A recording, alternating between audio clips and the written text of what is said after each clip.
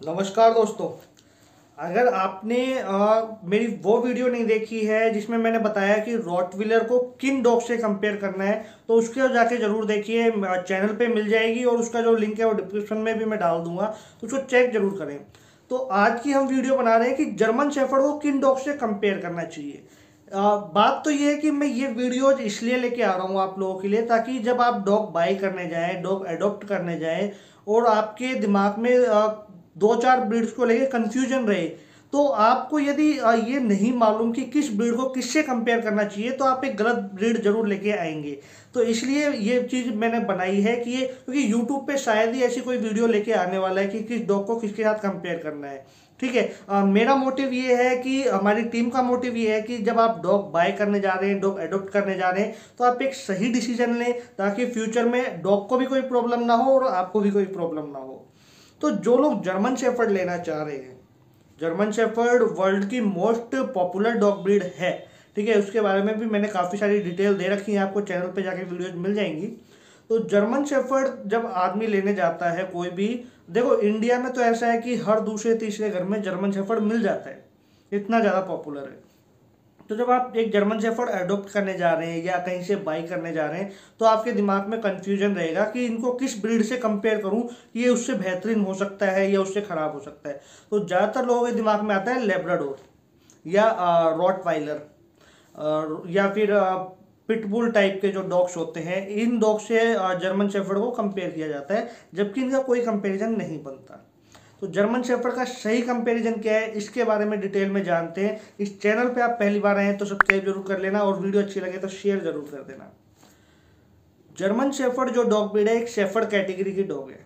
इसका energy level बहुत ज़्यादा होता है, बहुत ही एक्टिव डॉग ब्रीड होती है, और ये एक ऐसी डॉग ब्रीड है जो हर पर्सन के लिए बेस्ट रहेगी। अगर कोई फर्स्ट टाइम डॉग ओनर है और गार्ड डॉग लेना चाह रहे हैं, उसके लिए भी बहुत बेहतरीन डॉग है ये। ठीक है।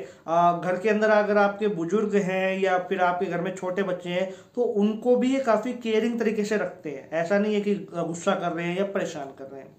अब इनको अगर आपको कंपेयर करना हो तो लेब्राडोर से तो बिल्कुल मत कीजिए, क्योंकि दोनों की कैटेगरी अलग है, दोनों का एनर्जी लेवल अलग है, और दोनों का जो काम है वो भी अलग है। लेब्राडोर एक फैमिली डॉग है, जर्मन शेफर्ड एक गार्ड डॉग है।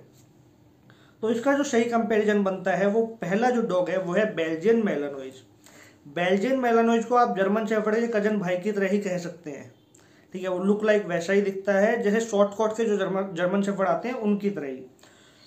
ये डॉग ब्रीड भी आर्मी की फेवरेट है, जैसे कि जर्मन शेफर्ड है। काफ़ी इंटेलिजेंट होता है ये डॉग, काफ़ी हाई एनर्जेटिक डॉग होता है। ये जरूर मैं कहूँगा कि एग्रेशन के मामले में जर्मन शेफर्ड से थोड़ा एग्रेसिव ज़्यादा होता है ये डॉग। मतलब ऐसा नहीं है बहुत ज़्यादा एग्रेसिव होगा, थोड़ा एग्रेसिव हो जाता है वो। इसलिए जर्मन शेफर्ड को, जैसे मैं उदाहरण के लिए बताता हूँ कि 1 घंटे की उसको वॉक चाहिए या 2 घंटे की वॉक चाहिए, तो बेल्जियन मेलानोइज को जर्मन शेफर्ड से थोड़ी ज़्यादा उसको वॉक चाहिए होती है, थोड़ी ज़्यादा वर्कआउट नीड होती है। तो अगर आप वो नहीं करवा सकते तो वो थोड़ा एग्रेशन शो करने लग जाता है। इसलिए बेल्जियन मेलानोइज जो है वो जर्मन शेफर्ड के लिए एकदम सही है कंपटीशन में, इन दोनों को कंपेयर करने के लिए।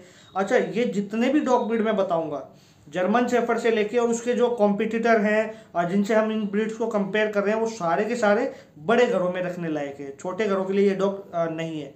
जर्मन शेफर्ड भी छोटे घर में नहीं रखना चाहिए। अगली जो डॉग ब्रीड आ जाती है वो है Doberman. I know Doberman shepherd category का डॉग नहीं है, लेकिन ये एक प्रॉपर गार्ड डॉग है, और जो इसका एनर्जी लेवल है वो जर्मन शेफर्ड से भी ज़्यादा है। ठीक है, इसलिए मैंने इस डॉग को इस लिस्ट में रखा। और आप देखेंगे कि पुलिस के पास जब जर्मन शेफर्ड होता है तो कहीं ना कहीं उसके साथ डॉबरमैन भी खड़ा मिल जाएगा। तो ये इंटेलिजेंट डॉग ब्रीड भी है, अच्छा ट्रेनेबल डॉग ब्रीड भी है, बट अगेन वही बात आ जाती है कि इसको बड़े घर में रखना चाहिए। तो आप डॉबरमैन और जर्मन जर्मन शेफर्ड को भी कंपेयर कर सकते हैं, अगर आपके मन में कोई डाउट है कि कौन सा मुझे डॉग लेना चाहिए। अगली जो डॉग ब्रीड आ जाती है वो है डच शेफर्ड। डच शेफर्ड एक शेफर्ड कैटेगरी का डॉग है, वो भी बेल्जियन मेलानोइज और जर्मन शेफर्ड की तरह ही दिखता है। लुक लाइक इतने ब्यूटीफुल नहीं होते वो डॉग, है ना। हम सोचें कि बहुत ज़्यादा सुंदर दिखेगा या एक शो डॉग की तरह दिखेगा, तो वो नहीं है। ये एक प्रॉपर वर्किंग डॉग है। तो इसको भी आप जर्मन शेफर्ड से कंपेयर कर सकते हैं। अच्छा, जर्मन शेफर्ड, डॉबरमैन और बेल्जियन मेलानोइज, जितनी इनकी वर्कआउट नीड है उससे 2% ज़्यादा आप डच शेफर्ड की लगा लीजिए। तो आप सोच सकते हैं डच शेफर्ड कितना एनर्जेटिक डॉग है। इसे एक गन डॉग भी कहा जाता है कि बंदूक की गोली से भी ज़्यादा तेज ये डॉग भाग सकता है।